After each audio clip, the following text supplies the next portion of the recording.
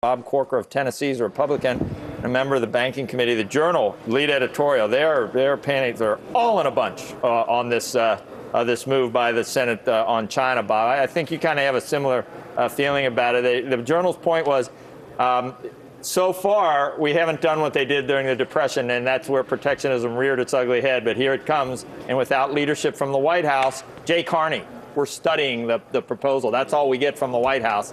Are you worried?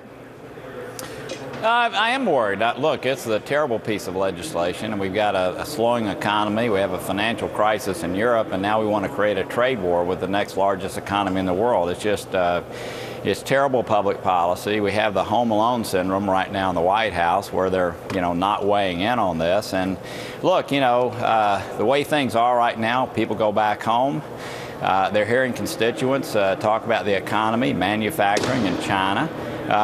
This bill could actually pass, and I'm doing everything I can to keep that from happening. I think the last thing we need in this country is a trade war, and what we need to do is address the issues that we have in this country, and we need to do tax reform, entitlement reform, deficit reduction.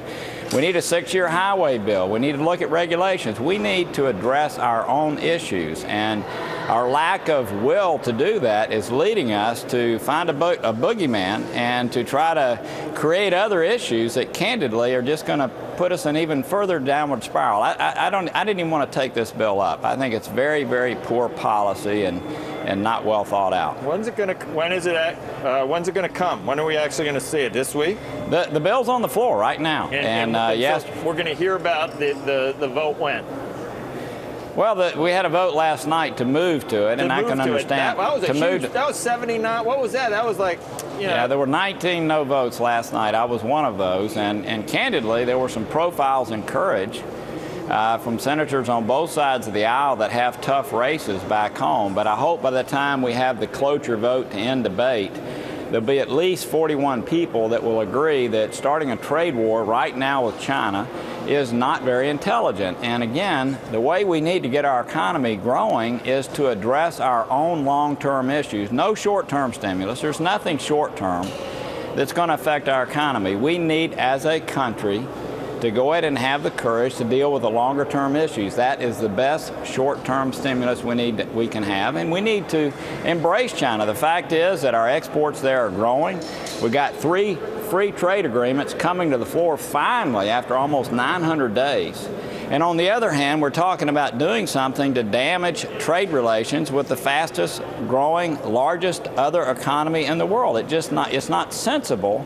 And the fact that the White House does not want to weigh in because they don't want to offend their friends at the AFL-CIO and other places, to me, is just not mature. So, look, I'm not happy about this. I think this is taking our eye off what we ought to be focused on right now, and certainly very damaging, in my opinion, if it were actually to become law to our country. By the way, a lot of people think that this gives the president the ability to waive off tariffs on issues that relate to the currency. It does not. The tariffs have to go in place under this legislation. Again, poorly drafted, not well thought out, plays great back home, and really, appeases people back home that are upset, but it's the wrong way to do it.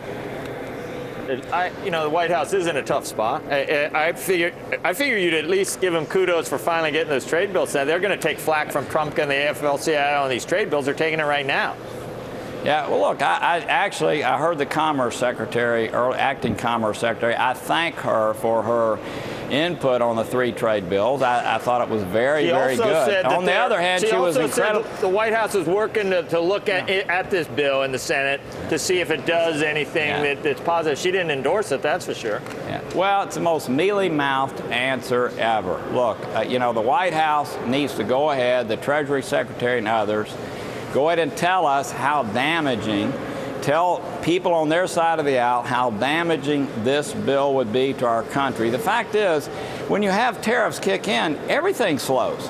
So look, I mean, we all know they need to go ahead and do the things that leaders in the White House have to do, and that is take tough positions that further this country's interests.